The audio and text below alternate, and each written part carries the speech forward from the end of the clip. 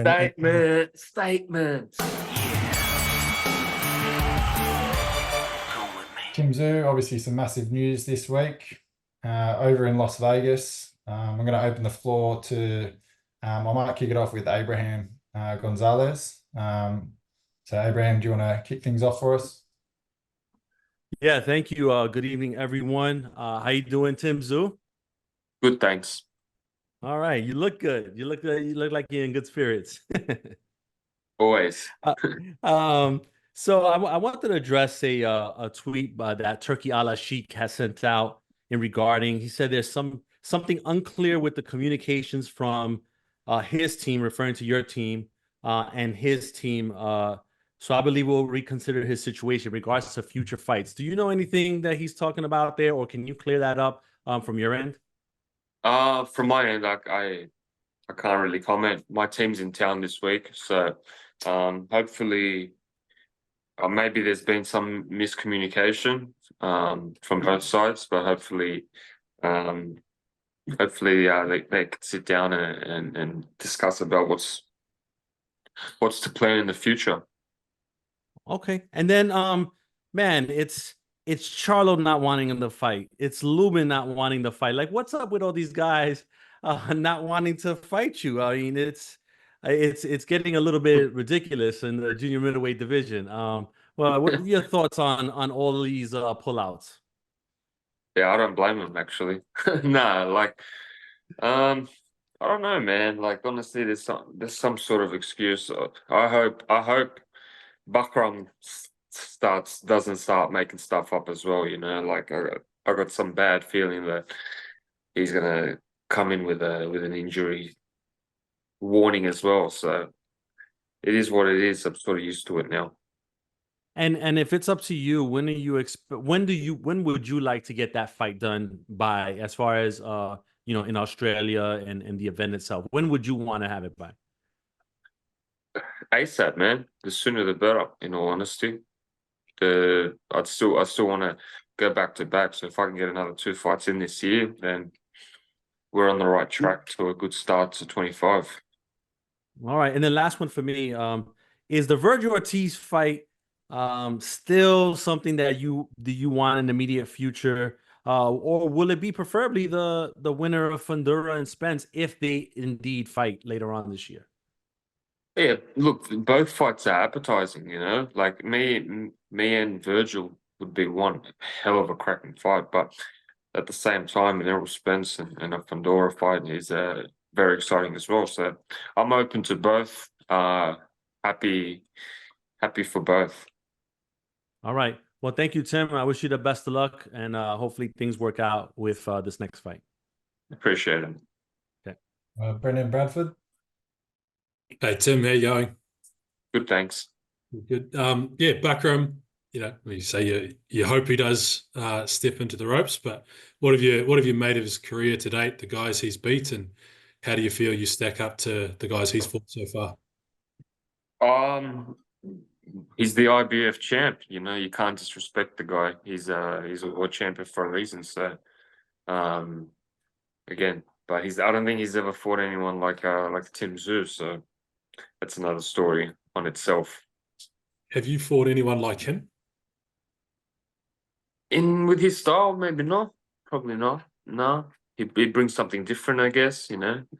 Do you see some similarities between you? Like, he's obviously very different. Old school, yeah. Old school Russians. Probably the same boxing school, you know.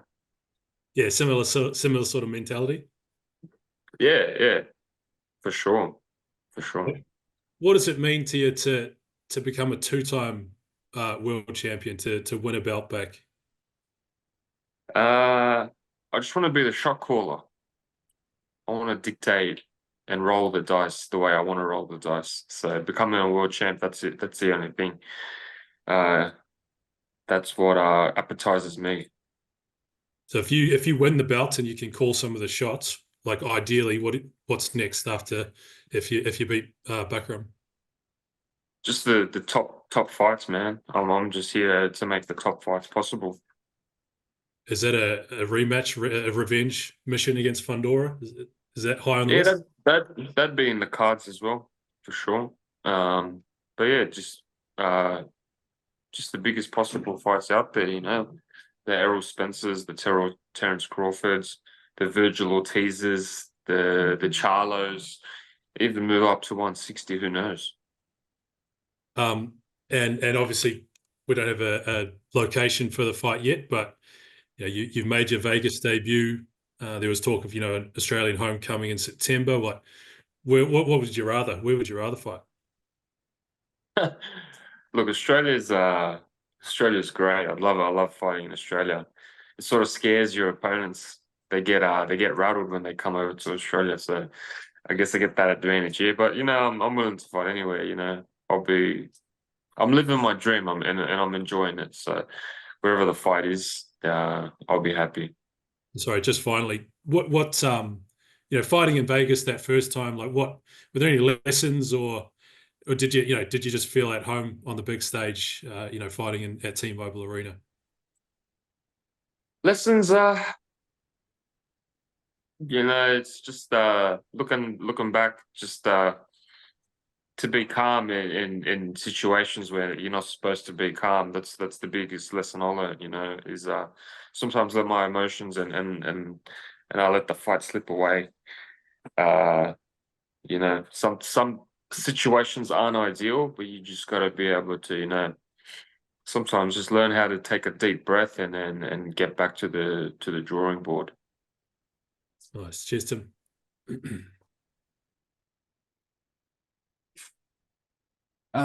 Tim, wondering if you watched the Crawford fight on the weekend. I saw you score at 8-4. Just wondering if you could sort of break that fight down for us. Yeah, I thought both boys were very tentative. I think Crawford felt the difference between 154 and 147, so he wasn't risking it as much. But it was a game of chess, and it was quite, I'd say, entertaining as someone that understands boxing, because it was a game fought over inches. Do you sort of think that Crawford might have hesitations of going up further? I know he's talked about potential Canelo fight. What are your thoughts on that? Yeah, look, there are weight divisions for a reason, you know, like the more you go up, the harder they hit, the stronger they are. You know, there's a reason why gloves change from 8 ounce to 10 ounce, from 147 to 154, and then it goes onwards. All of that stuff plays a part. Of course, Terence is a very, very skillful fighter, but again, weight divisions matter. Obviously back sparring now. How's the cut holding up in training? Yeah, there's nothing, man. It's all good. It's all healed. And doing some training at the UFC as well. How's that going? Yeah, it's going good. Getting looked after there, and then it's a great facility, and again, seeing the results and what I'm not good at, and just working towards being the best version of myself. Looking back on your last fight, any changes you'll make for this fight? Changes in prep? Anything different? You know, boxing's quite I've always been I'd say old school in certain ways, and I'll still remain in that aspect, but I'll do things much smarter and be able to not red line all the time, and come into the fight ready to go and fresh.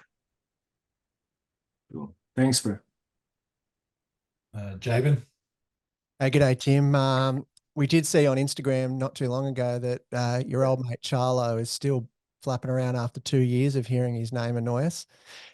Is he, do you think, ready to go straight into a belt? Do you think he deserves a belt shot straight away, or do you think he has to get himself back into the division first? No, he's a former undisputed world champion, you know, for sure. If he was to come back, for sure, I'd say he deserves a world title shot straight away. And would that be shall you beat your next But opponent. I don't think he's coming back, man. I think it's a bluff. That's just my opinion. There might have been some smoke around Lubin and him, given the fact he didn't fight you and then tried to welcome him back to the division on Twitter. Do you see that as a potential one for him, maybe? Who? Lubin and Charlo. I don't know. But they're both the pullouts.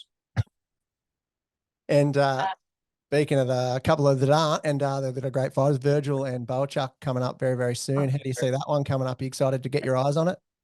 Yeah, it should be good. Should be good. I'm in Vegas, so it's on this weekend, so I might actually make my way down there. Who wins it? I haven't watched much of Bochachuk, so can't really comment on it. Well, you were obviously supposed to be on that date as well, or very close to, with obviously Virgil. Is it obviously it's worked out for probably for the better now. You're getting a crack at a belt, but he'd be someone that you'd love to circle back to at some time, no doubt. Yeah, for sure. You know, like we're both young, and there's plenty of time to get that fight later on down the track anyway. And with styles make fights, I'm assuming that is one hell of a fight. It's a cracker. That's a cracker. Thanks, Timmy. All the best, brother. Thanks, bro. Nick Walshaw. Hey, Tim, mate, can I just ask what your message to Ericsson Lubin would be, given there's been this back and forth between you and him for some time, and his pulling out has obviously now set you up for a far bigger fight. You know, you've gone from, you asked him to have an eliminator, he said no, and you've got a world title fight instead. What would your message to Lubin be, mate? That is my message, that I'm getting the world title fight. I can become a 2-time champ, something that he hasn't done. Why do you think that he has continually now 2-3 times sort of been in talks and it's never happened? What do you think is happening on his end that fight, you know, has never happened? Honestly, man, if only I understood. I don't know, man. Every time there's something, this time what says something like that, he had a sore hand. It's hard, man. It's hard to make fights these days. Do you think then you'll be able to? I mean, you talk about wanting to fight again in December, but given how hard fights now are for you to put together, do you think that'll be possible, or do you think then once you have the belt again, things change? Again, that's what it is. When you get the belt, you're the shot caller, and instead of chasing, people come running to you. So that's the position I want to be at. How important, I guess, was that last fight for you, and how do you feel your stocks have remained, given that, you know, you're in that position where you have been granted a title fight coming off a loss, albeit with a you know, pretty big asterisk over it? Yeah, well, like, people aren't even talking about Fundora. That's the thing, you know, like, they're still talking about me in the division fighting the very best. And I think my style to the fight fans is appetizing. So people want to see some clashes with that type of style. Do you think the way you fought in that fight and everything that happened with the blood and that actually got you, you know, more respect, more fans, more attention than maybe a grinding win may have? Yeah, I'd say so. You know, to go through what I had to go through, the adversity, and to lose by on a split decision by 1 point. It's all right. If only it was a victory, man. That's what I'm spewing about. Do you change? Have you sort of flown in sparring partners once the announcement was made on who you're fighting for the world title, or have you already had people in? Like, how has that sort of played out since the announcement was made? No, yeah. We're still sparring Vegas locals here. Okay. And finally, mate, the other big question is Chef Omar back in training, mate? Is he any chance? I know we've been talking about a heavyweight fight. What chance are we of seeing Chef Omar before Christmas? At the moment, I'm on a busy schedule, man, so he doesn't have any time. That's a shame. Yeah, I Thanks, know. I was looking forward to it as well. Thanks, mate. Thanks. Tom, did you want to ask a question, or are you all good? Yeah, Tim, how are you, mate? Just Good. back to a couple. You said you had a bad feeling about this fight as well in terms of actually getting over the line. Is anything giving you that impression, or have you just been burned before? I just don't. With my experience, what I've had to deal with pullouts, I hope that I'm just hoping. I'm just fucking saying the worst. And just on the tweet that went out from Turki Alalshikh, so in your mind, are you keen to work with him in the future? Or, like, would it be a disaster if that kind of door was closed in your mind?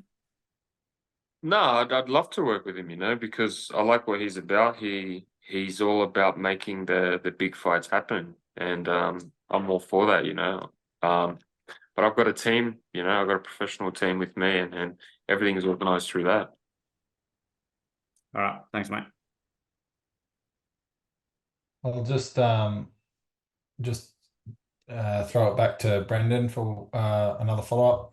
Hey, Tim, I know you're obviously deep in training camp over there, but got a couple of Aussie boxers at the Olympics, Caitlin Parker and Charlie Senior in the semi-finals coming up over the next couple of days. Just wondering if you'd seen any of them, if you know them at all, and if you got a message for them. Well, look, I wish all the boys and girls are the very best in the Olympics. But yeah, those two have done well. I haven't been able to watch anything. I don't know.